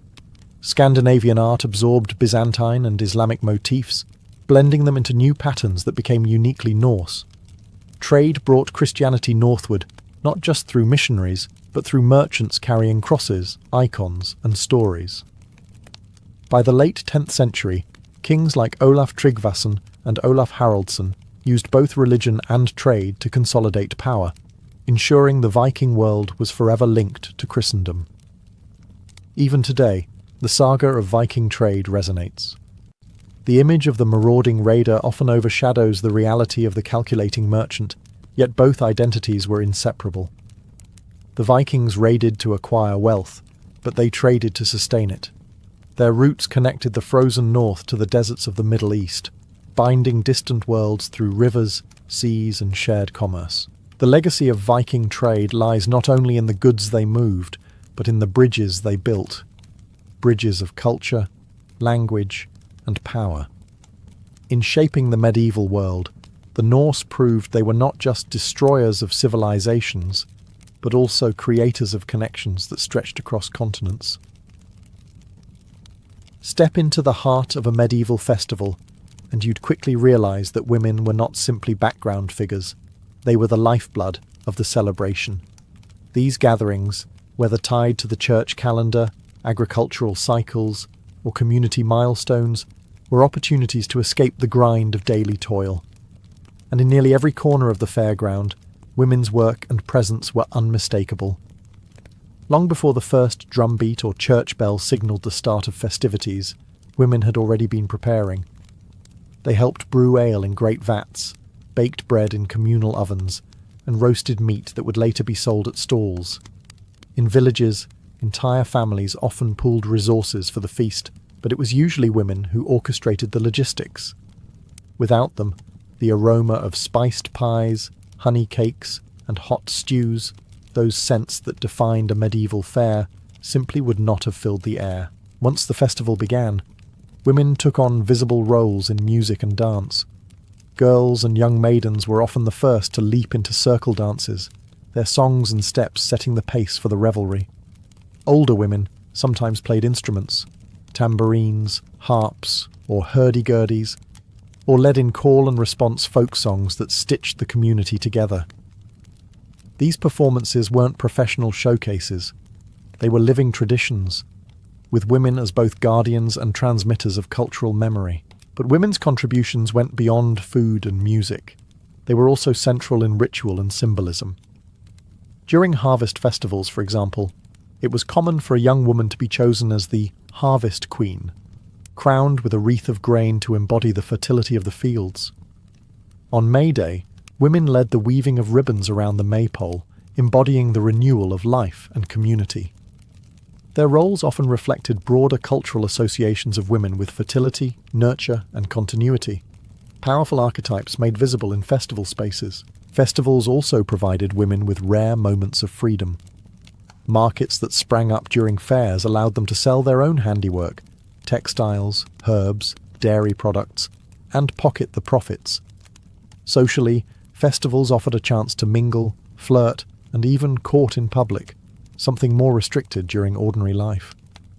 In a world shaped by hierarchy and custom, the festival stage gave women space to express themselves, assert their presence, and step, however briefly, into the centre of community life. In essence, medieval festivals were communal performances, and women were not just participants, but directors, weaving together food, music, ritual, and family into a spectacle that kept villages alive with meaning. Few festivals in the medieval calendar carried the same sense of joy and renewal as May Day. Falling at the turning point of spring into summer, it was a day when fields began to green, flowers burst into bloom, and life itself seemed to awaken. For women, May Day was both a chance to celebrate and to embody the season's fertility and renewal.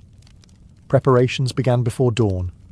Girls would gather in meadows and forests to collect blossoms, hawthorn, primrose, and wild roses, which they wove into garlands and crowns. These floral wreaths were more than decoration. They symbolized purity, vitality, and the promise of growth. When worn by maidens, they carried an added charm, a signal to the community that spring was not just a season of crops, but of courtship. Central to the celebration was the maypole, a tall wooden pole erected in the village green. Women played a crucial role in the ribbon dance, weaving bright strands around the pole in spirals and patterns while music played. The dance, often led by young women, was both playful and symbolic, an ancient ritual tied to the cycles of fertility and abundance. It was believed that the harmony of the ribbons mirrored the harmony of nature itself, fields flourishing, livestock multiplying, families growing.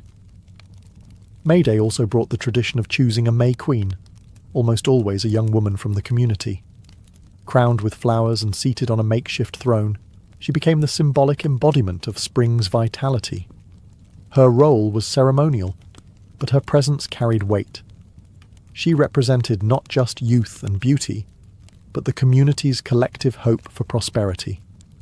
Songs and dances often revolved around her, and for one day, she was the axis of the celebration.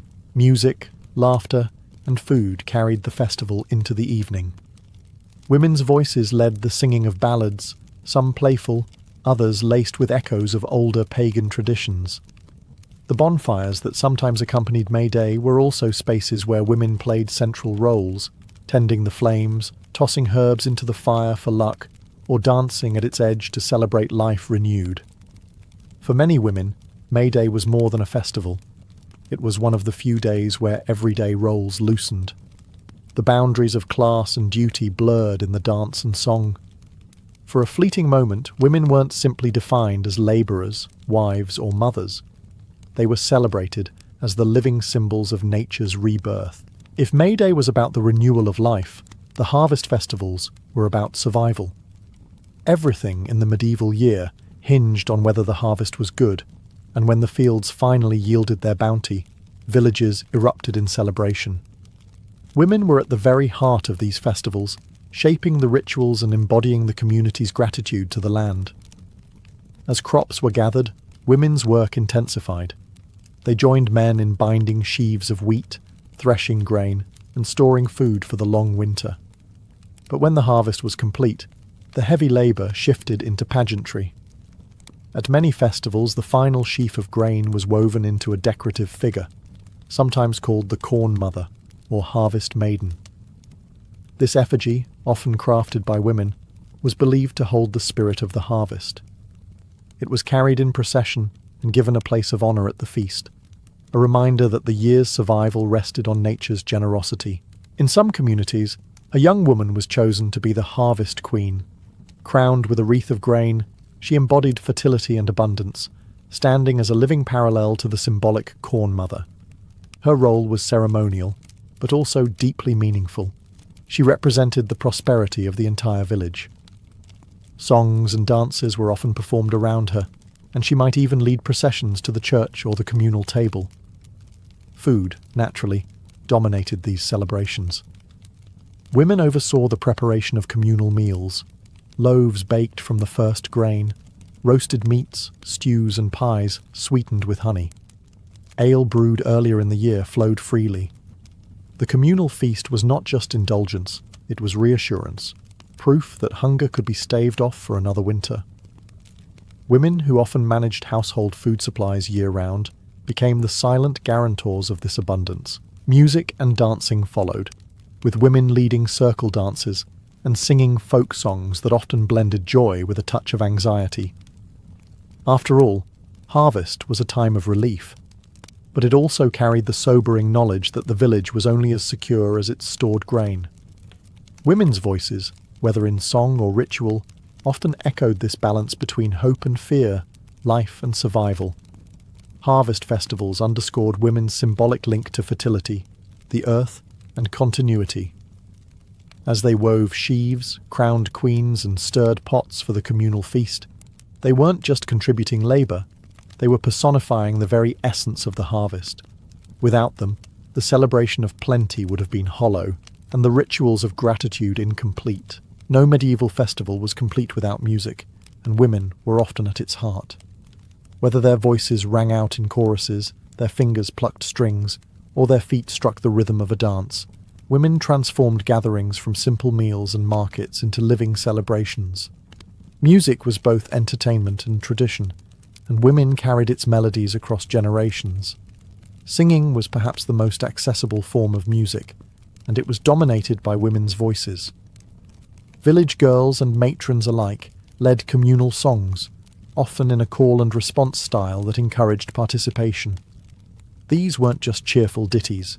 Many ballads contained stories of love, betrayal, or legendary heroes. In their verses, women wove together the memory of the community. Some songs, passed down orally, carried echoes of pagan rituals, while others blended Christian themes, reflecting the layered culture of the medieval world. Women also played instruments. In wealthier towns, women of status might accompany dances on the harp or lute, while in rural fairs, simpler instruments, tambourines, pipes, or hurdy-gurdies, were common. A woman striking a tambourine or beating a drum helped set the rhythm for circle dances, ensuring that even the shyest villager eventually joined in. For many communities, music was the glue that bound young and old, noble and peasant, into one shared moment of joy. Storytelling, too, often fell to women. Around festival fires or within crowded halls, they passed on folk tales that mingled humour with moral lessons. These stories might warn of spirits in the woods, praise the cleverness of a trickster maiden, or recount romances that mirrored the flirtations of the festival itself. In many villages, women were the keepers of local law, ensuring that children learned not just the practical skills of survival, but also the myths and values that gave their lives meaning. The role of women in music and storytelling was more than entertainment. It was preservation. By singing old songs or retelling traditional tales, they kept cultural memory alive in a world where books were rare and literacy limited. Festivals gave them the stage to perform, but their art was woven into daily life as well, sustaining the identity of the community. In the clamour of fiddles, drums, and voices rising under the night sky, women ensured that medieval festivals were more than feasts. They were spectacles of sound and story, binding people to one another through shared rhythm and memory. If music and dancing gave medieval festivals their rhythm, food gave them their heart. A celebration was only as memorable as the meals served, and women were the ones who transformed raw harvests into feasts that could feed entire communities. Their labour, often invisible in daily life, became the very foundation of festival abundance. Preparation began days, sometimes weeks before the festival. Women brewed ale in vast wooden vats, a process requiring not only knowledge of grains and herbs, but also patience and skill. Ale was the lifeblood of any gathering, consumed by all social classes, and its quality could make or break the celebration.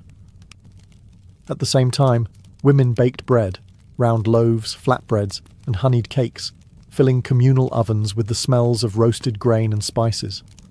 Meat, a rarity in peasant households, was slaughtered and roasted, and women ensured it was seasoned, stewed, or preserved properly to stretch across large groups. At the festival itself, women often managed the food stalls. They sold pastries, cheese, and dried fish, or ladled steaming stews from great cauldrons. These stalls were more than convenience. They were opportunities for women to earn independent income, a rare chance to participate in the economic life of their village or town. Some even travelled from one festival to another, becoming semi-professional vendors in a world where most women's work was bound to the household. The feast tables themselves reflected women's orchestration. At communal banquets, long wooden trestles groaned under platters of roasted goose, pork, or venison, while bowls of pottage, a thick, hearty stew, were passed around.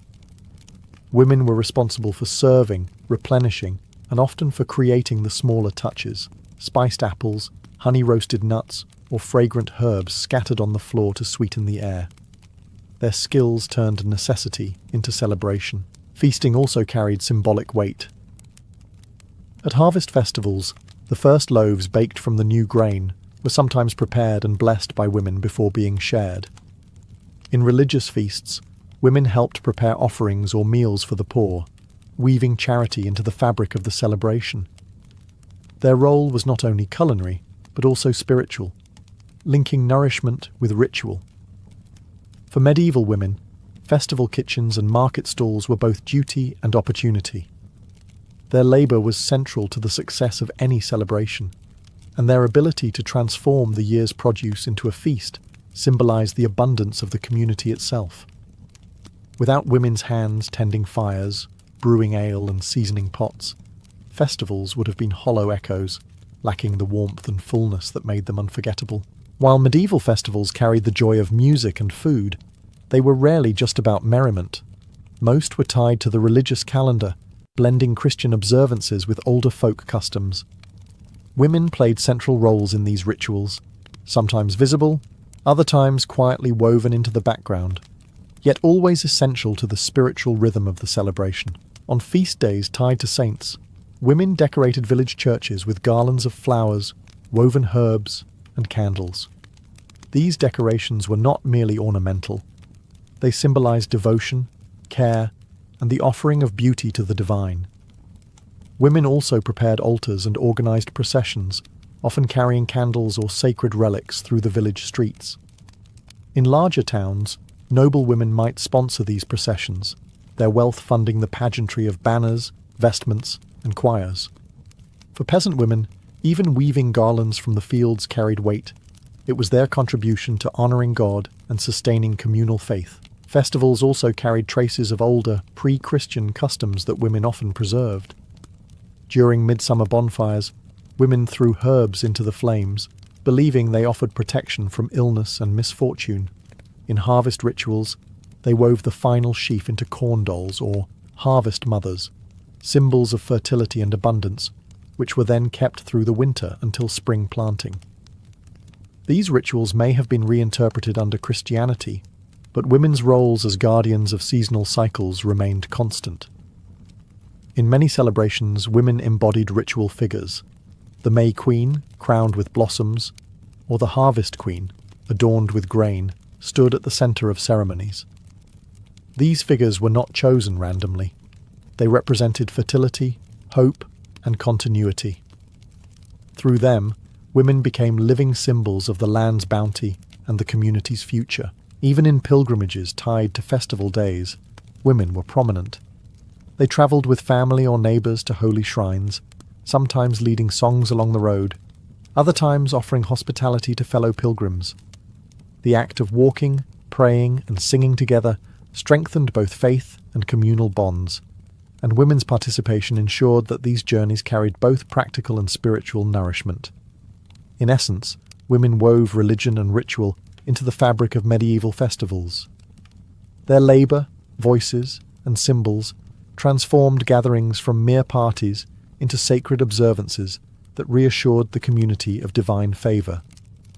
Without their touch, whether in garlands on an altar or in the presence of a crowned festival queen, the spiritual heart of these celebrations would have been incomplete. Festivals were not only moments of religious devotion or communal labour, they were also rare opportunities for personal freedom, especially for women. In the rigid structures of medieval life, where daily roles were tightly bound to household and field, festivals allowed women to step briefly outside those constraints. Music, dancing, and celebration created spaces where social rules loosened and possibilities for romance, friendship, and even rebellion emerged. Dancing was at the centre of these freedoms.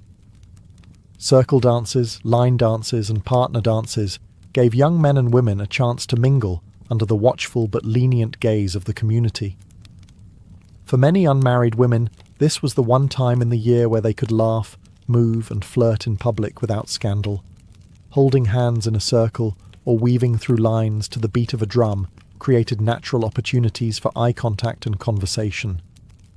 While marriages were often arranged, festivals gave space for personal choice to peek through, sometimes even sparking matches that would later be formalised by families. Courtship games added to the atmosphere. At May Day, a garland might be offered to a young woman as a token of admiration. At harvest festivals, songs with playful verses teased participants, pairing women and men in mock romances. Even the role of the May Queen or Harvest Queen often carried undertones of admiration, as the chosen young woman was celebrated not just for symbolic fertility, but also for her beauty and grace. Older women, too, found space in festivals to step outside their routines. Mothers and matrons joined the dances, sang with neighbours, and relished the chance to laugh freely. Some festivals even encouraged misrule, where women could poke fun at men, mock authority, or join in bawdy songs without fear of reprisal. For a brief moment, hierarchies bent, and women claimed a louder voice in the social chorus. These freedoms were temporary, of course. Once the festival ended, daily duties and social expectations resumed. But the memories lingered. Songs sung, dances shared, and glances exchanged offered women, especially the young, a sense of participation in shaping their own social paths. In this way, festivals acted as social valves, releasing the pressures of hierarchy and gender roles. For women, they were not escapes from reality, but reminders that beneath the weight of duty, there was also joy, choice, and the possibility of change, however fleeting. While music and dancing filled the air, another heartbeat of medieval festivals was the market. Stalls lined the village green or town square, brimming with goods that turned a festival into an economic engine. And here, too, women played indispensable roles, not only as buyers but as sellers, crafters, and entrepreneurs in their own right. Many women prepared weeks in advance, setting aside goods to sell at fairs. Peasant women brought baskets of eggs, butter, cheese, and honey, products of household labour that could fetch a good price during festivities. Others sold baked treats, spiced buns, fruit tarts, or fried pastries that tempted festival-goers with their smell alone. Brewing, one of the most traditional women's crafts, also provided a reliable source of income. Alewives often set up makeshift taverns, serving foaming mugs of drink to travellers and villagers alike. Craftswomen also made their mark. Spinners and weavers sold cloth and garments, often dyed in bright colours that stood out among the grey of daily clothing. Needleworkers sold embroidered handkerchiefs, belts, or decorative headscarves. Herbalists and midwives displayed bunches of dried plants, offering remedies for aches, fevers, or charms for good luck. In some towns, women were even licensed to sell goods at fairs, reflecting that their presence in the marketplace was not marginal but expected. Festivals gave women a rare chance to earn their own money outside the household. While men often dominated larger trades, like livestock or ironwork, women controlled smaller, everyday items essential for the community. For poorer families, the coins a woman earned at the festival could be crucial, helping pay rents, tithes, or buy tools for the winter ahead. For some, the festival stall was the beginning of something larger, a reputation as a skilled brewer, baker, or cloth maker that might lead to steady customers. But commerce at festivals was also social. Women's stalls became gathering points where gossip was exchanged, alliances formed, and friendships deepened. Bargaining was often as much performance as transaction, with women confidently setting prices, teasing customers, and showing shrewd business sense. These interactions gave them a voice in the economic and social life of the community, one that was harder to ignore amid the laughter and bargaining of the market square. In the bustling world of festival markets, women proved themselves not only as keepers of the hearth, but as vital contributors to the broader economy. Their stalls, crafts, and goods transformed celebrations into thriving marketplaces, where coins clinked as loudly as church bells, and women's labour was seen, heard, and valued. As the music faded and festival fires dimmed, what endured was more than fleeting merriment. Women's contributions to medieval festivals left a legacy that echoed in community memory, local traditions, and cultural identity. These gatherings were not simply diversions, they were vital expressions of communal life, and women stood at their centre. Their work in food preparation alone ensured survival through feast and famine. The loaves baked, the ales brewed, and the stews ladled during celebrations reflected knowledge passed down through generations of women. These recipes and methods became part of communal identity, linking each festival to the next. Even today, many traditional European festival foods trace their roots to women's kitchens of the Middle Ages. Ritual roles, too, created legacies. The May Queens crowned with flowers, and Harvest Queens adorned with grain embodied ideals of fertility and renewal. Though symbolic, their presence reinforced the vital association between women and the cycles of nature. In some villages, echoes of these practices still survive in folk traditions where young women lead dances, crown garlands, or carry the first fruits of harvest into the village square. In the realm of music and storytelling, women ensured cultural continuity. Their songs preserved collective memory, while their folk tales reinforced values, humour, and warnings that guided community behaviour. These oral traditions outlasted any single festival, surviving even when wars or plagues disrupted village life. Without women's voices, many of these stories would have been lost to silence. Economically, women's market roles planted the seeds of independence. The coins they earned at festival stalls gave them a measure of autonomy, however small, and proved their indispensable place in the village economy. This economic visibility challenged the notion that women's labour was confined to the hearth. Their stalls and crafts were statements of presence in the public sphere, an early form of agency in societies that often limited their voice. Perhaps most importantly, festivals gave women spaces of freedom, however brief. The dances, songs, and social games allowed them to express joy, choose partners, or mock authority in ways daily life forbade. These moments, though temporary, revealed possibilities of agency and choice, planting seeds for cultural memories of women not as silent workers, but as vital contributors to community joy and identity. The legacy of women in medieval festivals, then, is not just about what they did. It's about how their presence transformed celebrations into living, breathing reflections of community. Without their hands, voices, and spirit, medieval festivals would have been hollow shells.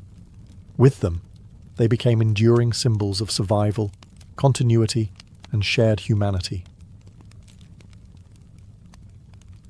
To imagine a medieval woman setting out on pilgrimage is to imagine a life suddenly broken free of its usual boundaries. In an age when most women rarely travelled farther than the next village market, taking to the open road was nothing short of radical. Yet thousands of women did just that. strapping on shoes, lifting walking staves, and stepping onto paths that led to Canterbury, Santiago de Compostela, or even Rome itself. The act of departure was as symbolic as the destination. Leaving one's home meant leaving behind fields, hearth, and the expectations of daily labour. For married women, this sometimes required permission from husbands, while widows and unmarried women often had more freedom to go. The pilgrimage was both a religious duty and a personal gamble, for travel was dangerous. Roads were plagued by bandits, disease, and harsh weather, and women travellers were especially vulnerable. But the risks themselves made the act more meaningful. To walk away from safety was to embody devotion, to show God that no hardship would stand in the way of faith. Not all pilgrims were noblewomen wrapped in cloaks of fine wool. Many were poor peasant women, clutching wooden crosses or wearing badges stitched into their clothing as proof of their vows. Some carried tokens of their intentions, a rosary, a candle to be offered at a shrine, or the name of a loved one whispered in prayer. They walked not for sightseeing, but for salvation, seeking penance for sins, healing for bodies, or hope for souls. Every mile trodden was believed to lighten the weight of earthly burdens. At departure, communities often marked the moment with prayer or blessing. A priest might sprinkle holy water, or neighbours might gift food for the road. Women pilgrims left not just as individuals, but as representatives of families and villages. Their journey was communal in spirit. When a woman walked, she carried the grief of a sick child, the sins of a husband, or the fears of an entire household on her shoulders. Thus, the first step was more than physical. It was spiritual defiance against the confines of ordinary life.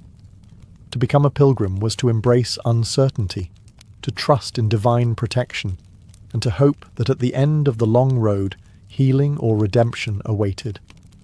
For women of the Middle Ages, the pilgrimage was both escape and devotion, a path carved through hardship toward holiness. Every pilgrimage began not with the first step, but with an inner stirring, a motive of the heart. For medieval women, those motives were as varied as their lives, yet all were bound by faith and the hope of transformation. One of the most common reasons was healing. In a world where medicine was rudimentary and illness could ravage entire families, shrines were seen as gateways to miracles. A mother might walk hundreds of miles to lay a child's name before the relics of a saint. A woman weakened by chronic pain might travel with the hope of bathing in a holy spring or touching a reliquary believed to cure disease. Healing was never guaranteed, but belief itself carried its own power, offering women hope when all else failed. Another powerful motive was penance. For sins confessed, priests sometimes assigned pilgrimage as a living form of repentance. Instead of reciting prayers in the safety of home, women were told to journey outward, to feel the weight of miles as a mirror of spiritual struggle. Some walked barefoot as a sign of humility. Others wore simple garments to mark their devotion. To endure hardship willingly was to show God the sincerity of one's repentance. There were also vows and promises, often born in moments of desperation. A woman facing childbirth might swear to walk to a shrine if her life and her child's were spared. A widow mourning her husband might pledge to visit a saint's tomb to honour his soul. Pilgrimage became a contract between human weakness and divine mercy, a way of binding heaven and earth through movement and sacrifice. For others, the motive was renewal. Pilgrimage offered a rare chance to step outside the strict boundaries of village life, to breathe a different air, to see other faces. For women whose days were measured by chores, markets, and endless duty, the road itself became a kind of freedom. The act of walking among strangers, joining processions, and hearing chants in new languages expanded their world, and in turn, their faith. In every case, pilgrimage was more than travel. It was an act of longing. Whether for healing, forgiveness, or a glimpse of life beyond the familiar, women walked with hearts heavy yet hopeful. Their motives revealed the depth of their devotion, turning each journey into a moving prayer, stitched mile by mile into the fabric of the medieval landscape. For female pilgrims, the journey itself was as important as the destination. Medieval pilgrimage routes spanned entire continents, carving paths that connected small villages to the greatest holy shrines of Europe. These roads, dusty in summer, treacherous in winter, were the veins of faith, and women walked them with determination, often in groups for safety. The Camino de Santiago in Spain was one of the most famous routes. It drew thousands of travellers from across Europe, all converging on the shrine of St. James in Compostela. Women, young and old, were among them, carrying simple bundles of bread and water, sometimes with children in tow. In England, Canterbury became a magnet for those seeking healing at the tomb of Thomas Becket, a saint whose martyrdom electrified medieval devotion. For others, the greatest prize was Rome itself, the heart of Christendom, where pilgrims could pray at the tombs of St. Peter and St. Paul. These journeys could take months, even years.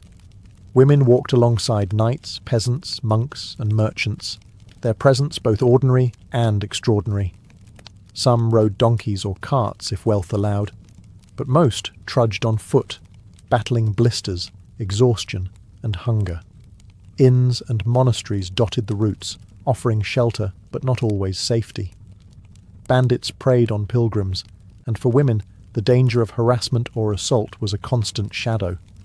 Travelling in groups was vital, and women often bonded together, forming sisterhoods of the road where shared songs and prayers created strength. Yet the hardships also forged resilience. Pilgrims marked their progress with rituals, kissing roadside crosses, lighting candles at chapels, or bathing in sacred springs. Each act reminded them that every mile brought them closer to holiness. Badges and tokens, like scallop shells for Santiago or lead medallions from Canterbury, served both as souvenirs and proof of their devotion, carried proudly by women when they finally returned home. For many, the road was transformative in itself. Women who had never left their villages suddenly found themselves walking through foreign lands, hearing new dialects, and meeting strangers from distant kingdoms. Pilgrimage expanded horizons, turning ordinary women into travellers in the truest sense. The long roads to holy shrines were grueling, but they were also spiritual classrooms. Each blister was a lesson in endurance, each mile a prayer in motion. For women, the journey itself became a form of worship, a living testament that faith could move feet as well as hearts. The idea of a holy pilgrimage may conjure images of prayerful walks under sunny skies, but the reality for female pilgrims was far harsher. The roads of medieval Europe were fraught with danger, and every step carried risks that could test not only a woman's body, but her faith. Bandits and thieves haunted the major routes. Pilgrims often carried coins or small valuables to offer at shrines, making them tempting targets. Women were especially vulnerable, travelling with fewer means to defend themselves. Some disguised themselves in plain masculine clothing, hoping to avoid unwanted attention. Others clung tightly to groups of fellow pilgrims, knowing that safety often lay in numbers. Illness was another constant threat. Long days of walking left feet blistered and bodies weary, while exposure to cold rains or blazing sun could bring fever or exhaustion. The crowded inns and hostels where pilgrims slept often spread diseases quickly, and outbreaks could decimate groups on the road. For women already burdened with caring for children or elderly companions, sickness turned the pilgrimage into an even heavier trial. Food and water were unreliable. Some days offered warm meals at monasteries or village kitchens. Others forced pilgrims to survive on stale bread, nuts, or what could be foraged along the roadside. Women bore the task of stretching rations, nursing hungry companions, and keeping spirits high. Their resilience often meant the difference between pressing forward or turning back. And then there was the social danger. Not all pilgrims were holy in spirit. Among the throngs were opportunists, gamblers, and those seeking pleasure rather than penance. Female pilgrims could find themselves harassed or judged harshly by others. Rumours sometimes spread that women who travelled too freely must be morally suspect. In such a climate, every step carried the double burden of both physical and reputational risk. Despite all this, women pressed on. Hardships were reframed as sacrifices, the road itself seen as a penance that mirrored Christ's suffering. Each danger endured was transformed into a kind of spiritual currency, proof of devotion. To collapse from exhaustion or suffer harassment was painful, but to persevere through it was to strengthen one's soul. For female pilgrims, the dangers of the road were not deterrents. They were the very essence of pilgrimage. Hardship was both the price and the path, and those who endured could claim not just to have reached a shrine, but to have lived their faith mile by mile. While the pilgrimage road was marked by danger, it was also rich with companionship.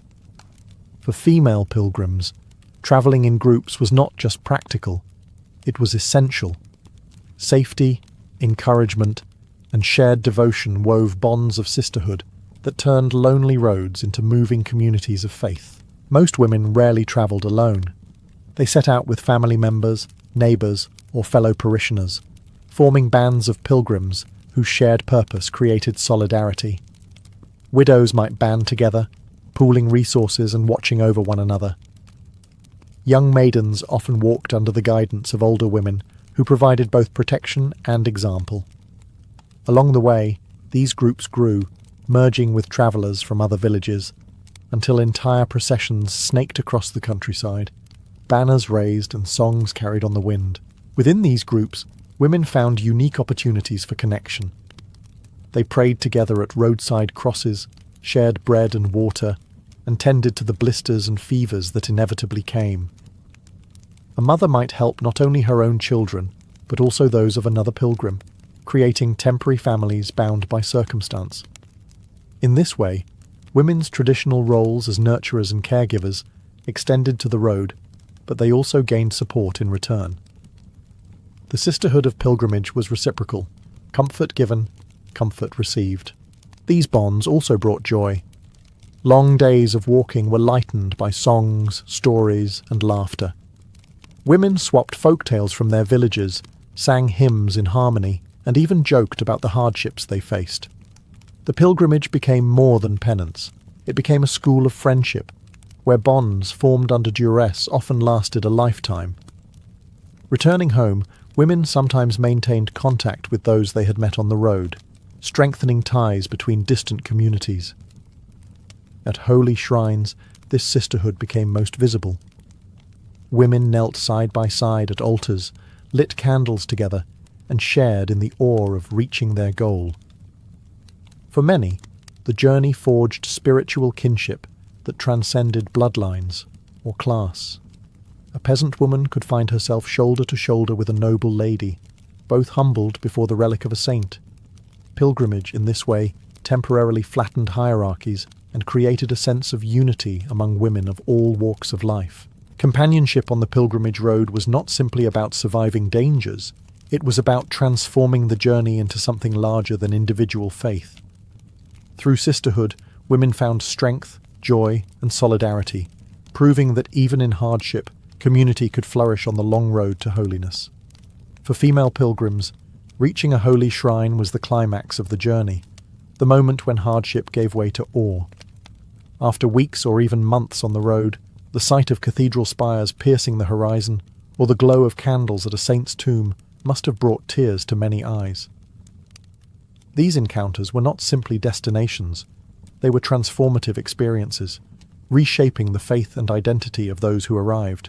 At Santiago de Compostela, women joined the throngs pressing into the cathedral to embrace the statue of St. James and lay their burdens before the apostle.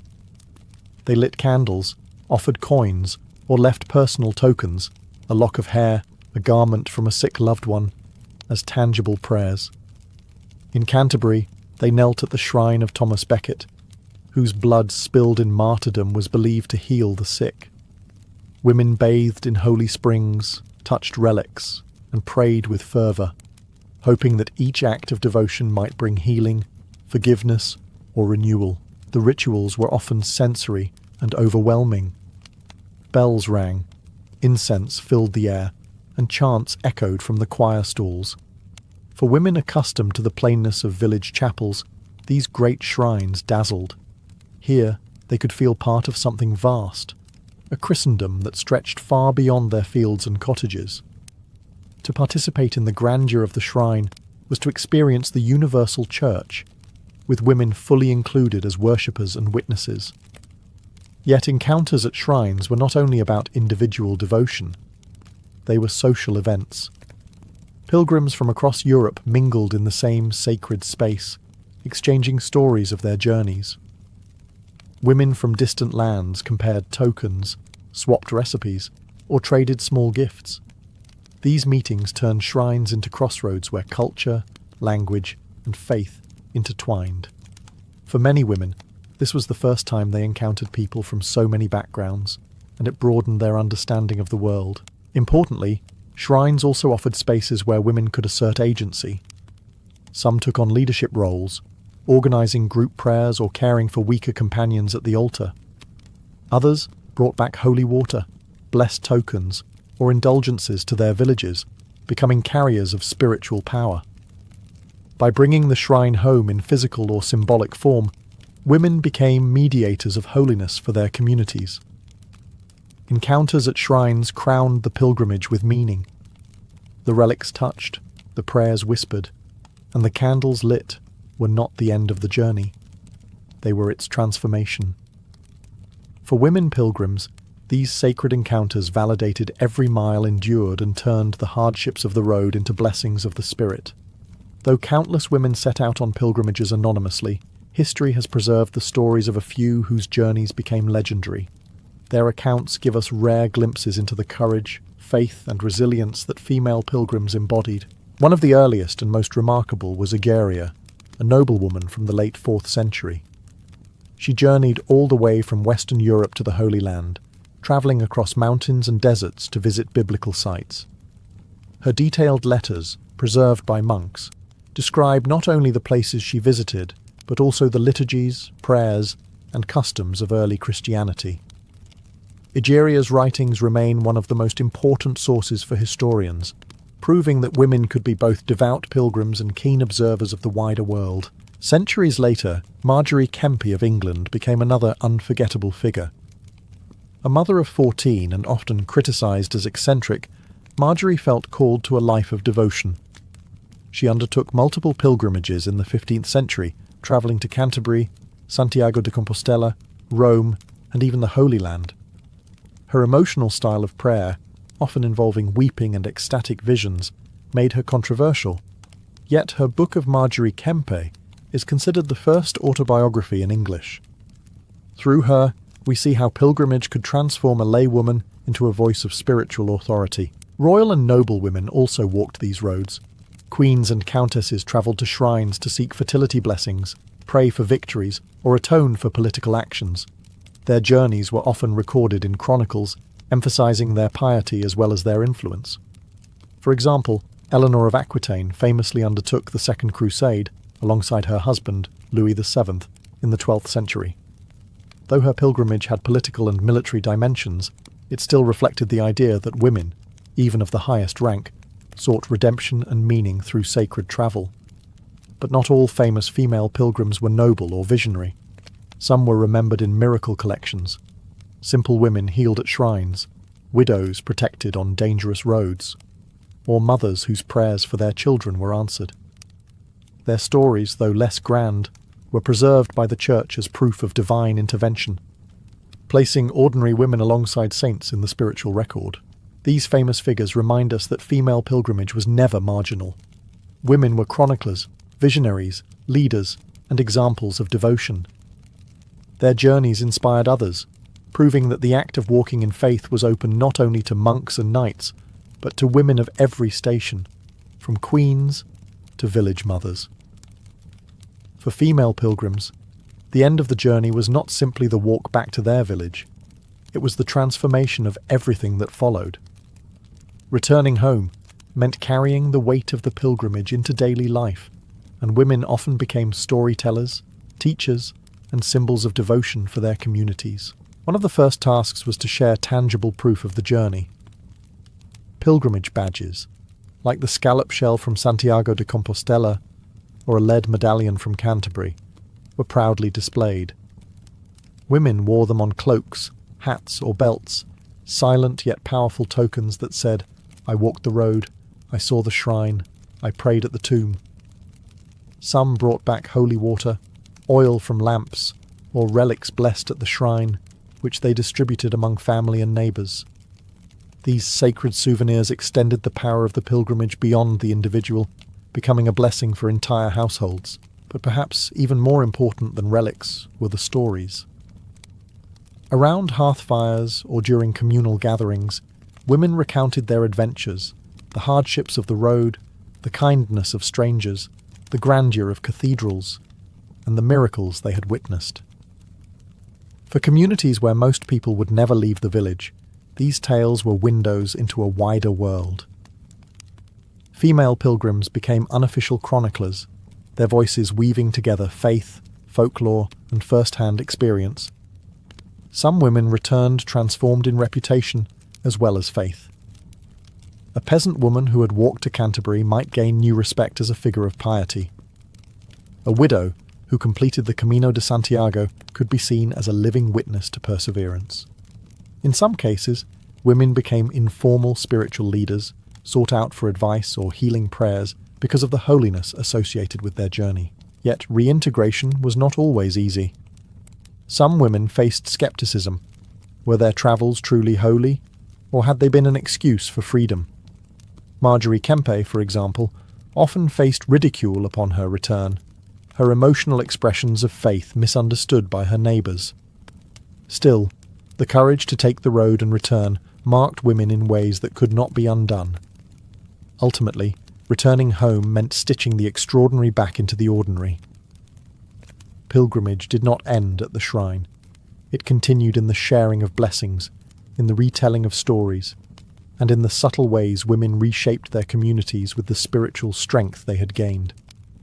In this way, their footsteps lingered long after the journey was over. Though centuries have passed, the footsteps of medieval women pilgrims still echo across Europe's holy roads.